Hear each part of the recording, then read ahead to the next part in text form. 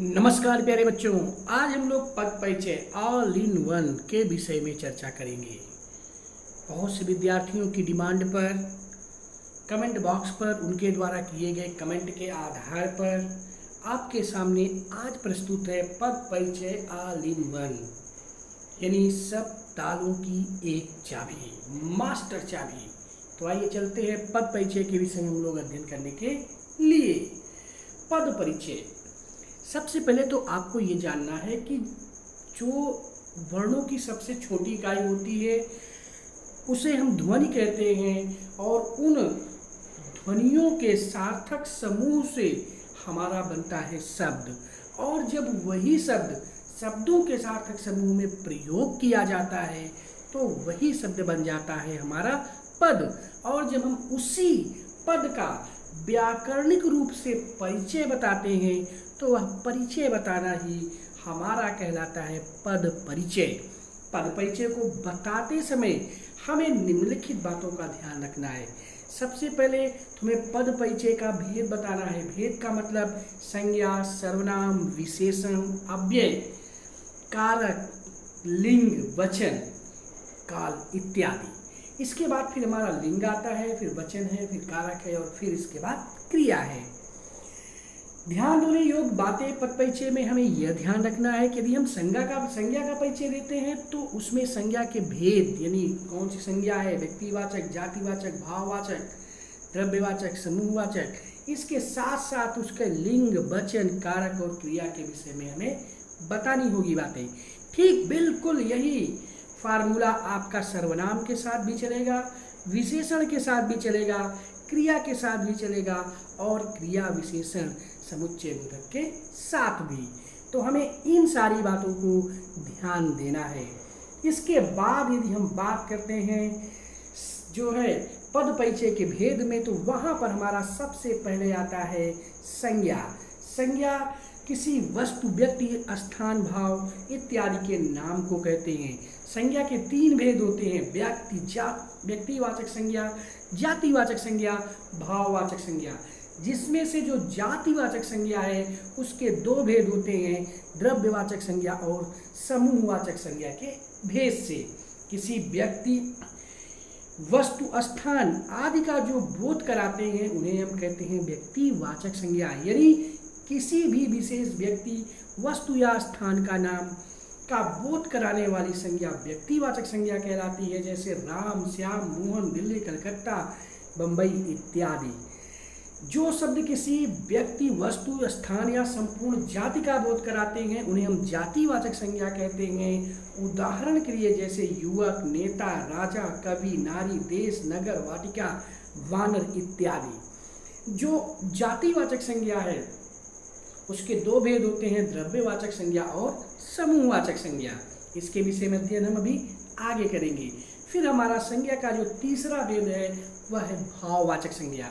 जो शब्द किसी चीज या पदार्थ की अवस्था, दशा या भाव का बोध कराते हैं उन शब्दों को हम भाववाचक संज्ञा कहते हैं। जैसे बचपन, बुढ़ापा, मोटापा, मिठास इत्यादि। इसके बाद जातिवाचक संज्ञा के जो दो भेद हैं: द्रव्यवाचक संज्ञा और समूहवाचक संज्ञा।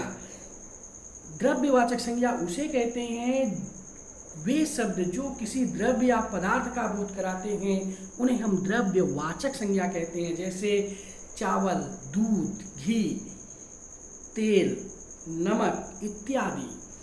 वे संज्ञा शब्द जो किसी समूह का बोध कराते हैं उन्हें हम समूहवाचक संज्ञा, समूहवाचक संज्ञा कहते हैं। जैसे पुलिस, भीड़, काफिला, परिवार, संसार, झुंड, सेना इत्यादि।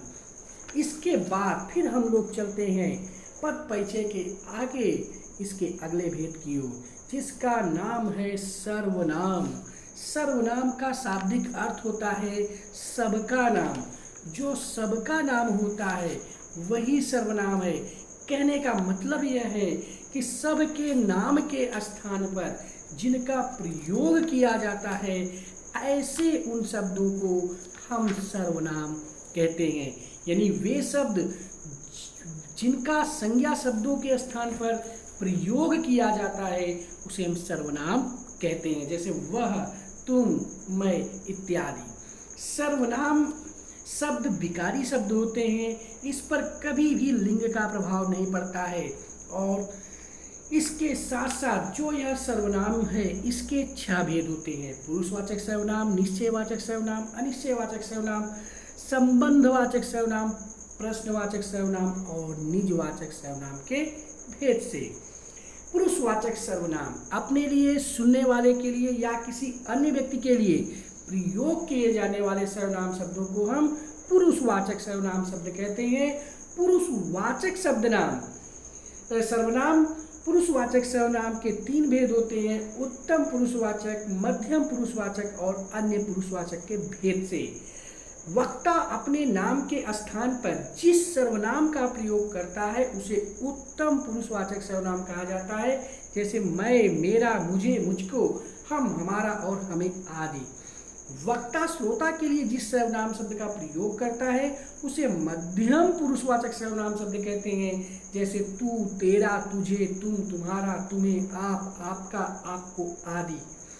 इसके अलावा वक्ता या श्रोता के अतिरिक्त यदि किसी अन्य प्राणी या वस्तु के विषय में जिस सर्वनाम शब्द का प्रयोग किया जाता है उसे अन्य पुरुषवाचक सर्वनाम कहते हैं, जैसे वह, यह, ये इत्यादि।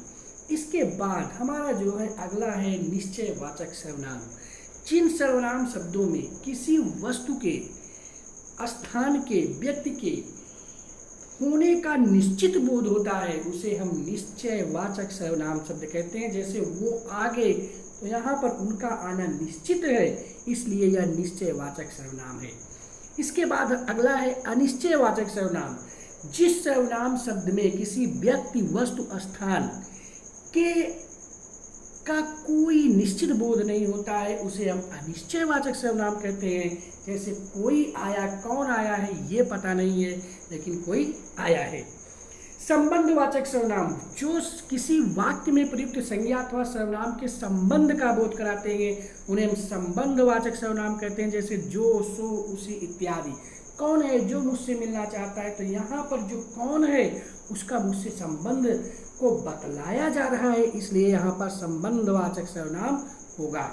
जिस सर्वनाम से किसी प्रश्न का बोध होता है उसे हम प्रश्नवाचक सर्वनाम कहते हैं, जैसे बाहर कौन आया है, तो यहाँ पर जो है प्रश्न का बोध हो रहा है अतः यह प्रश्नवाचक सर्वनाम है।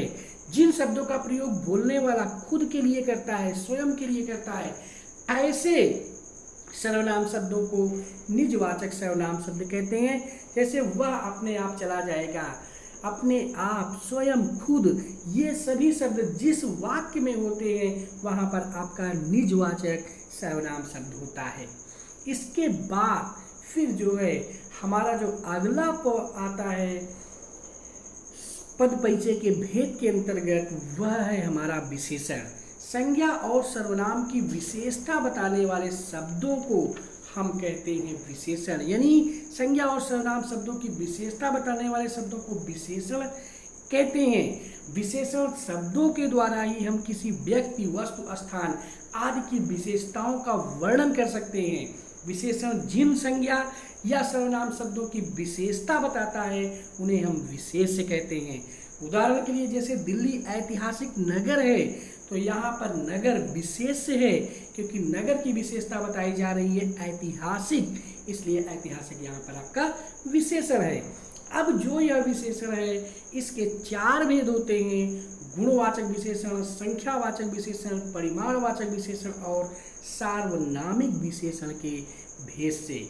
गुणवाचक विशेषण जो शब्द किसी संज्ञा या सर्वनाम का गुण, दोष, आकार, प्रकार, रंग, रूप, गंध आदि के विषय में बताते हैं उसे हम गुणवाचक संज्ञा कहते हैं। जैसे मेरे बगीचे में 2 फूल हैं, तो यहाँ पर मेरे बगीचे में जो 2 फूल हैं यह गुणवाचक विशेषण की ओर संकेत कर रहे हैं, इसलिए यहाँ पर गुणवाचक विशेषण होगा। नंबर 2 संख्यावाचक विशेषण। ऐसे विशेषण शब्द जो किसी संज्ञा या सर्वनाम की संख्या का बोध कराते हैं उन्हें हम संख्यावाचक विशेषण कहते हैं। जैसे मेरे बगीचे में 2 नीले फूल हैं, तो यहाँ पर फूलों की संख्या निश्चित रूप से बताई गई है, इसलिए यह 2 फूल जो है संख्यावाचक विशेषण है। संख्यावाचक विशेषण के दो भेद होते हैं, अनिश्चित संख्यावाचक विशेषण और निश्चित संख्यावाचक विशेषण के भेद से। मेरे बगीचे में कुछ फूल हैं, यह अनिश्चित संख्यावाचक विशेषण है, और मेरे बगीचे में 2 फूल हैं, यह निश्चित संख्यावाचक विशेषण का उदाहरण है। इसके बाद अगला है परिमाणवाचक विशेषण। ऐसे शब्द जो किसी संज्ञा या सर्वनाम के नाप, तौल या मात्रा का बोध कराते हैं, उन्हें परिमाणवाचक विशेषण कहा जाता है। परिमाणवाचक विशेषण के भी 2 भेद होते हैं, निश्चित परिमाणवाचक और अनिश्चित परिमाणवाचक के भेद से। जैसे मेरे बगीचे में कुछ नीले फूल हैं, उनकी संख्या निश्चित नहीं है, इसलिए यह परिमाणवाचक है। मेरे बगीचे में 5 किलो नीले फूल हैं, तो यहाँ पर उनकी संख्या निश्चित होने के कारण यह निश्चित परिमाणवाचक विशेषण कहलाता है। इसके बाद सार्वनामिक विशेषण। ऐसे सर्वनाम शब्द जो संज्ञा से पहले लगकर उस संज्ञा शब्द की विशेषण की तरह विशेषता बताते हैं, उन्हें सार्वनामिक विशेषण कहते हैं। जैसे यह कमरा मेरा है, तो यहाँ कमरा संज्ञा है और उसके पहले यह सर्वनाम शब्द है। तो जो सर्वनाम शब्द संज्ञा के पहले लगकर उस संज्ञा शब्द की विशेषण की तरह विशेषता बताते हैं, उसे सार्वनामिक विशेषण कहते हैं। इसके बाद फिर जो है यहाँ पर विशेषण का उदाहरण है, उस मेज पर रखे मेरे लाल पर्स में 2 और कुछ सिक्के हैं, तो यहाँ उस मेज जो है संज्ञा है, उसके पहले उस शब्द लगा है जो सर्वनाम है, तो यह सार्वनामिक विशेषण होगा। पर्स संज्ञा है, पर्स के पहले पर्स की का विशेषता बताई गई है, पर्स लाल है, इसलिए यह गुणवाचक सर्वनाम है। नोट संज्ञा शब्द है, उसके पहले 2 जो कि निश्चित संख्यावाचक विशेषण के विषय में बता रहा है, तो यह संख्यावाचक विशेषण होगा। कुछ सिक्के हैं, सिक्के कितने हैं इसके विषय में कोई माप तौल के विषय में जानकारी नहीं मिली है, इसलिए यह अनिश्चयवाचक परिमाणवाचक विशेषण है। तो इस तरह से इस पूरे एग्जाम्पल में विशेषण के जो 4 भेद हैं, उन 4 भेदों के विषय में यहाँ पर वर्णन किया गया है। जैसे सार्वनामिक विशेषण, गुणवाचक विशेषण, संख्यावाचक विशेषण, परिमाणवाचक विशेषण के भेद से। इसके बाद फिर हम लोग बात करते हैं पद परिचय के अगले भेद की ओर, जिसका नाम है क्रिया। क्रिया का तात्पर्य ही होता है किसी कार्य को करना या होना पाया जाना, यानी उस विकारी शब्द द्वारा किसी व्यक्ति वस्तु के किसी स्थिति में होने, किसी कार्य के करने या कराने का ज्ञान हो, तो उसे हम क्रिया कहते हैं। सरल शब्दों में जिस शब्द से किसी काम के करने या होने का पता चलता है, उसे हम कहते हैं क्रिया। क्रिया के मूल रूप को हम कहते हैं धातु, और जब हम उस धातु में प्रत्यय लगा देते हैं तो वह बन जाता है हमारा क्रिया। उदाहरण के लिए जैसे हमने कहा पढ़ना, तो पढ़ क्या है, यहाँ पर धातु है, और उसमें जब न प्रत्यय लगा देंगे तो वह बन जाएगा हमारा पढ़ना। तो क्रिया के कर्म के आधार पर 2 भेद होते हैं। वैसे तो क्रिया के 2 भेद होते हैं, कर्म के आधार पर क्रिया का भेद होता है, दूसरा रचना के आधार पर क्रिया के भेद होते हैं। तो जो कर्म के आधार पर क्रिया का भेद है, उसके 2 भेद होते हैं, अकर्मक क्रिया और सकर्मक क्रिया। अकर्मक क्रिया में कर्म की प्रधानता नहीं होती है, जैसे वह सो रहा है तो यहाँ कर्म की प्रधानता नहीं है, इसलिए यह अकर्मक है। सकर्मक क्रिया में कर्म की प्रधानता होती है, जैसे मोहन विद्यालय जाता है, तो यहाँ मोहन का विद्यालय जाना प्रिय है, इसलिए यह सकर्मक क्रिया है। अब इसके बाद फिर हम लोग आगे चलते हैं और जो है क्रिया के ही नेक्स्ट भेद, अगले भेद की बात करते हैं, जिसका नाम है रचना के आधार पर क्रिया के भेद। बेहद महत्वपूर्ण है, आप सिर्फ इसे ध्यान से सुनिएगा। रचना के आधार पर क्रिया के 5 भेद होते हैं, सामान्य क्रिया, नाम धातु क्रिया, पूर्वकालिक क्रिया, संयुक्त क्रिया और प्रेरणार्थक क्रिया के भेद से। वाक्य में मात्र एक क्रिया का जब प्रयोग होता है तो उसे सामान्य क्रिया कहते हैं, जैसे बच्चे गए उन्होंने पढ़ा। 2 या 2 से अधिक धातुओं के मेल से बनी क्रियाएं संयुक्त क्रियाएं कहलाती हैं, जैसे वे चले गए, मैंने पत्र पढ़ लिया, बच्चे पढ़ने लगे इत्यादि। इसके बाद नाम धातु क्रिया, मूल धातुओं से परे जो शब्दों के साथ प्रत्यय लगकर बनने वाली क्रिया नाम धातु क्रिया कहलाती हैं। नाम का अर्थ ही होता है संज्ञा, सर्वनाम और विशेषण, यानी नाम धातु क्रियाएं संज्ञा, सर्वनाम, विशेषण और अव्यय पदों से ही बनती हैं। जैसे हाथ शब्द है तो हाथ से क्या बन जाता है, हथियाना। प्रेरणार्थक क्रिया, जब कर्ता स्वयं कार्य ना करके किसी अन्य को कार्य करने की प्रेरणा देता है तो उसे प्रेरणार्थक क्रिया कहते हैं। जैसे मालिक नौकर से पानी मंगवाता है तो मालिक पानी लाने का काम खुद ना करके नौकर से करवाता है, इसलिए यह प्रेरणार्थक क्रिया है। पूर्वकालिक क्रिया, मुख्य क्रिया से पूर्व प्रयोग में आने वाली क्रिया को पूर्वकालिक क्रिया कहा जाता है। पूर्वकालिक क्रिया को पहचानने की सबसे सरल और आसान ट्रिक है कि इसमें मूल क्रिया के पहले वाली क्रिया में कर शब्द लगा होता है। जैसे वे पढ़ाकर चले गए, बच्चा खेल कर आया, मैं नहा कर जाऊंगा इत्यादि। इसके बाद फिर जो है इस तरह से आपने पढ़ा कि जो क्रिया है उसके दो भेद होते हैं। कर्म के आधार पर क्रिया के दो भेद होते हैं, अकर्मक और सकर्मक।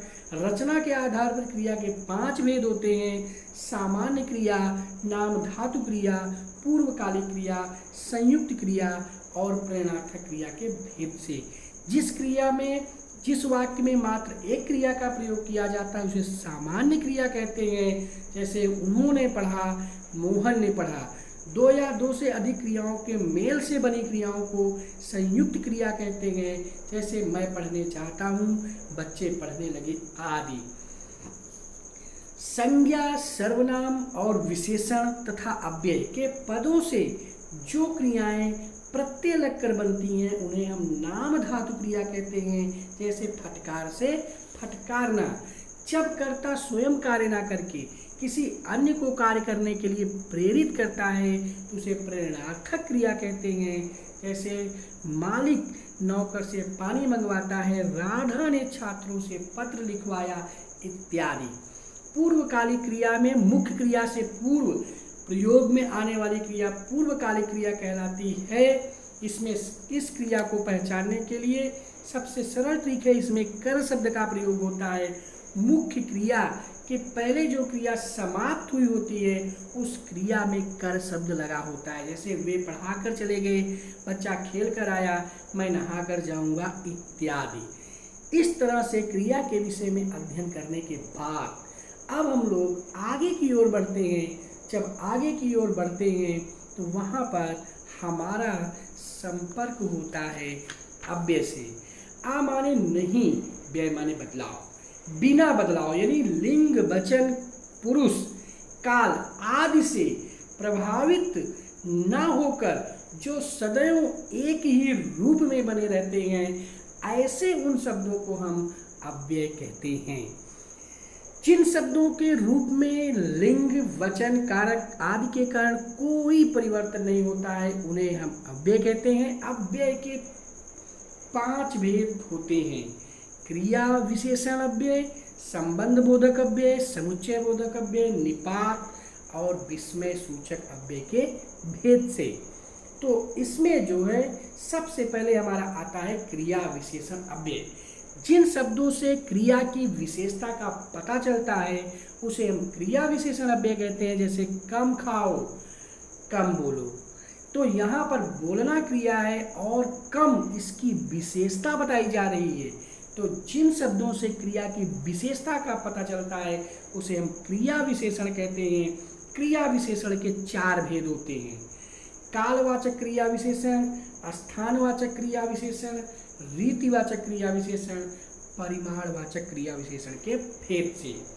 वे क्रिया विशेषण जो क्रिया के काल की, समय की जानकारी देते हैं उन्हें हम कालवाचक क्रिया विशेषण कहते हैं। जैसे सदैव, दिन भर, आजकल, नित्य, लगातार, सारे दिन, दोपहर, सुबह, प्रातः, सायं, प्रतिदिन, रोज, पौधा इत्यादि। स्थानवाचक क्रिया विशेषण वे क्रिया विशेषण शब्द जो क्रिया के स्थान से संबंध, विशेषता का बोध कराते हैं उन्हें स्थानवाचक क्रिया विशेषण कहते हैं। जैसे ऊपर, नीचे, आगे, पीछे, दूर, पास, भीतर, बाहर, यहाँ, वहाँ, सर्वत्र इधर उधर, दाएं बाएं इत्यादि।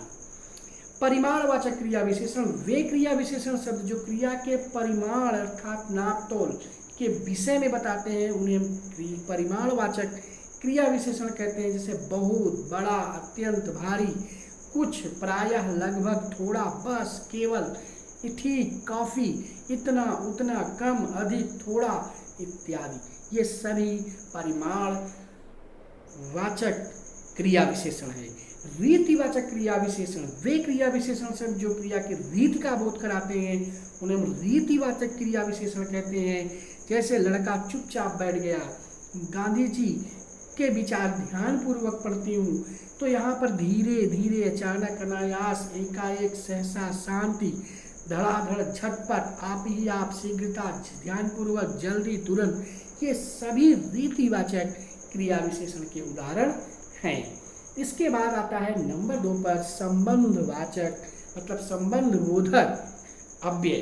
संबंध बोधक अव्यय, इसमें वे अव्यय शब्द जो संज्ञा या सर्वनाम का संबंध वाक्य के अन्य शब्दों से बताते हैं उन्हें हम संबंध बोधक अव्यय कहते हैं। जैसे राम के बिना मैं नहीं जाऊंगा, दादाजी के बिना मैं वहां नहीं जाऊंगा, घर के बाहर मत जाना, राम के साथ सीता भी बन गई, तारा और रमा के बीच अनबन चल रही है, चांद की ओर देखो। तो के बिना, के आगे, के बाहर, के साथ, के बीच, की ओर, यहाँ पर प्रयुक्त संज्ञा सर्वनाम शब्दों का अन्य शब्दों से जो संबंध बताया जा रहा है यही संबंध बोधक अव्यय कहलाता है। इसके बाद जो अगला अव्यय है वह है समुच्चय बोधक अव्यय। समुच्चय बोधक अव्यय का अर्थ ही होता है दो या दो से अधिक शब्दों, दो या दो से अधिक वाक्यों को जोड़ने का काम जहाँ होता है वहाँ समुच्चय बोधक अव्यय होता है। यानी ऐसे शब्द जो दो या दो से अधिक शब्द, वाक्य अथवा वाक्यांश को जोड़ने का कार्य करते हैं वहाँ पर समुच्चय बोधक अव्यय होता है। जैसे उदाहरण के लिए प्रियंका और श्रेया पढ़ती हैं, साइका आई और मैं चला गया। तो प्रियंका और श्रेया पढ़ती हैं, यहाँ दो शब्दों को जोड़ने का कार्य किया जा रहा है। साइका आई और मैं चला गया, यहाँ दो वाक्यों को जोड़ने का कार्य किया जा रहा है। तो कहने का मतलब है कि जो दो या दो से अधिक शब्दों, दो या दो से अधिक वाक्यों को जोड़ने का कार्य करता है उसे समुच्चय बोधक अव्यय कहते हैं। समुच्चय बोधक अव्यय के दो भेद होते हैं, समानाधिकरण समुच्चय बोधक और व्यधिकरण समुच्चय बोधक के भेद से।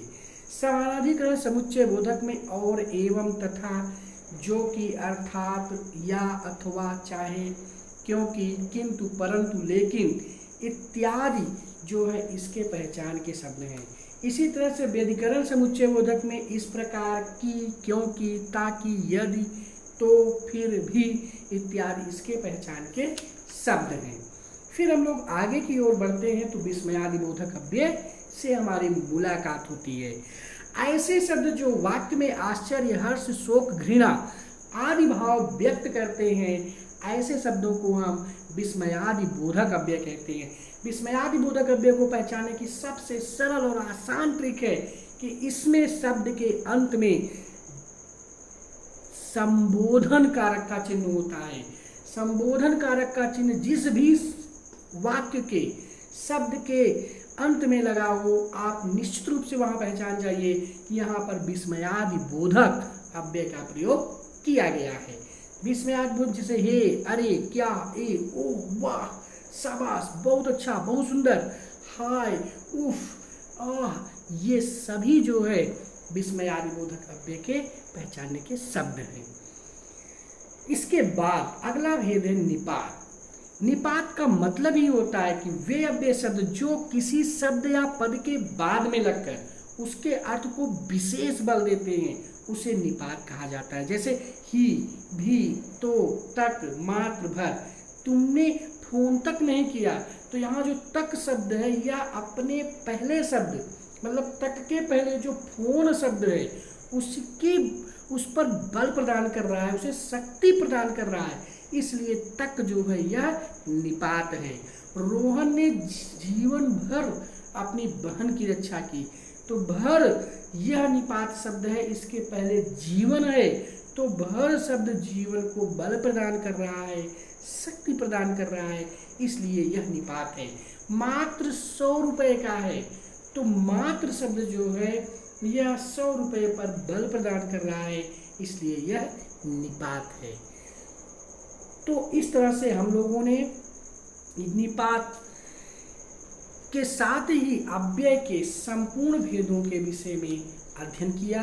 अव्यय के जो 5 भेद हैं, क्रिया विशेषण, समुच्चय बोधक, संबंध बोधक, विस्मयादि बोधक, विस्मय सूचक, निपात, इन सब के विषय में अध्ययन करने के बाद हम लोग आगे बढ़ते हैं लिंग की ओर। लिंग का मतलब है कि जिसके द्वारा हमें जाति का बोध हो। जाति का मतलब 2 जातियां होती हैं, एक पुरुष और एक स्त्री। वो अलग बात है, हमारे समाज के लोगों ने विभिन्न प्रकार की जातियों को बना दिया हो, लेकिन हमारा हिंदी व्याकरण सिर्फ 2 जाति मानता है। यानी संज्ञा के जिस रूप से उसके स्त्री जाति या पुरुष जाति के होने का पता चलता है, उसे हम लिंग कहते हैं। लिंग 2 प्रकार के होते हैं, पुल्लिंग और स्त्रीलिंग के भेद से। पुरुष जाति का जहाँ पर बोध होता है उसे हम पुल्लिंग कहते हैं, और जहाँ स्त्री जाति का बोध होता है उसे हम स्त्रीलिंग कहते हैं। इसके बाद फिर जो है वचन की बात करते हैं। वचन जो है हिंदी में 2 होते हैं, यानी शब्द के जिस रूप से उसकी संख्या का बोध होता है उसे हम वचन कहते हैं। वचन हिंदी में 2 होते हैं, एक वचन और बहुवचन। जिस संज्ञा शब्द से किसी एक वस्तु, प्राणी, स्थान का बोध होता है उसे हम एक वचन कहते हैं। जिस शब्द से एक से अधिक वस्तुओं का बोध होता है उसे हम बहुवचन कहते हैं। इस तरह से लिंग और वचन का अध्ययन कर लेने के बाद फिर हम लोग आते हैं कारक की ओर। कारक का अर्थ होता है किसी कार्य को करने वाला, यानी संज्ञा या सर्वनाम के जिस रूप से वाक्य के अन्य शब्दों का संबंध प्रकट किया जाता है उसे कारक कहते हैं। यानी क्रिया से सीधा संबंध रखने वाले को हम कारक कहते हैं।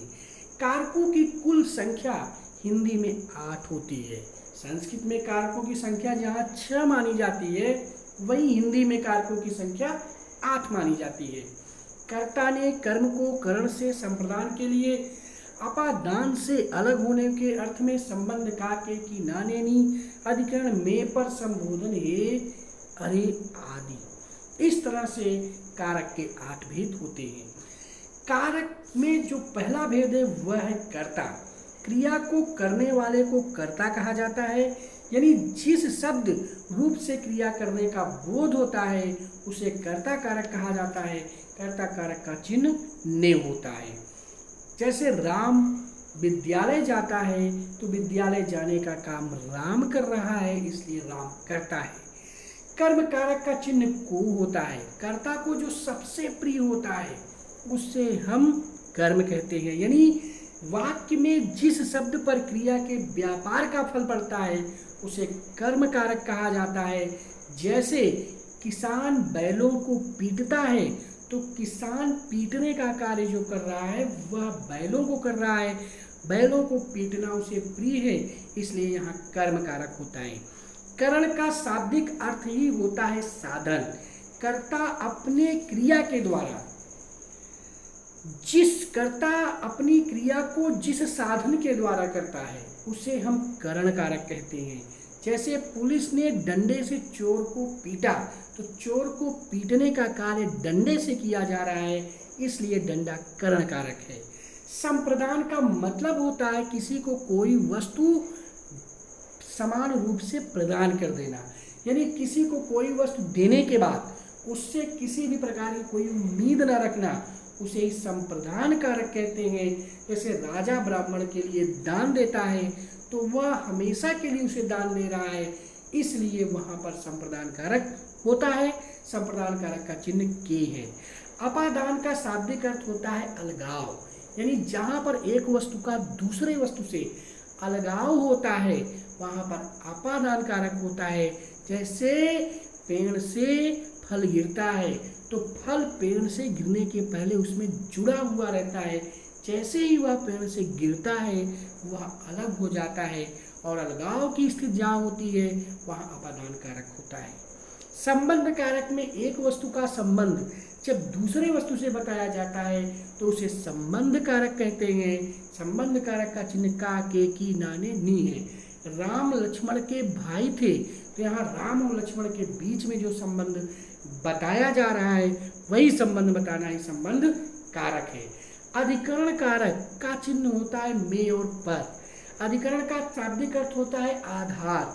जो वस्तु जिस वस्तु का आधार होती है उसे अधिकरण कारक कहते हैं। जैसे पुस्तक मेज पर रखी है तो पुस्तक के रखने का आधार मेज है, इसलिए मेज अधिकरण कारक है। किताबें बैग में हैं तो किताबों के रखने का आधार क्या है, बैग है, इसलिए बैग में अधिकरण कारक है। संबोधन कारक का मतलब ही होता है बोलने वाला सुनने वाले को अपनी तरफ जिस तरह से आकृष्ट करता है, आकर्षित करता है, उसे हम संबोधन कारक कहते हैं। यानी कोई जो है जब वक्ता श्रोता को अपनी ओर जिस तरह से आकर्षित करता है उसे ही संबोधन कारक कहते हैं। जैसे हे राम इधर आओ, हे मोहन यह क्या हो गया, इस तरह से।